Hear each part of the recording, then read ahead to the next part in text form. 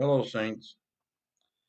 I'm looking in the book of Isaiah as God is talking about restoring Israel back after the Babylonian captivity.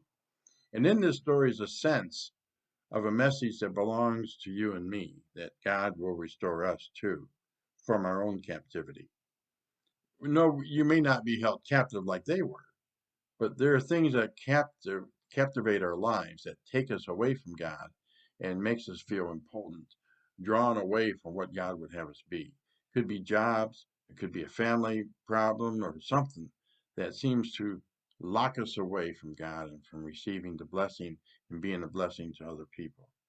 He wants us to be free, and He calls to us to be free. He says, "Here I am," and we need to respond to that.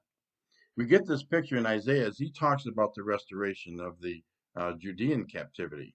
He says there in chapter 52, beginning in verse 1, he says, "Awake, awake, clothe yourself in your strength, O Zion.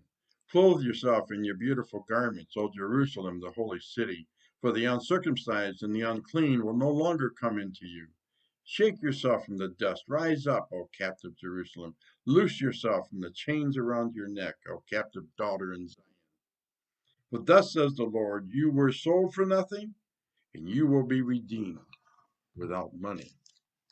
He goes on and tells us there, beginning in verse 4, "For thus says the Lord God, my people went down at the first into Egypt to reside there. Then the Assyrian oppressed them without cause.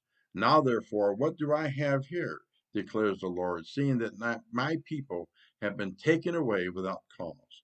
Again, the Lord declares, "Those who rule over them howl, and my name is continually blasphemed all day long.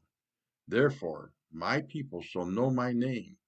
Therefore, in that day, I am the one who is speaking. Here I am."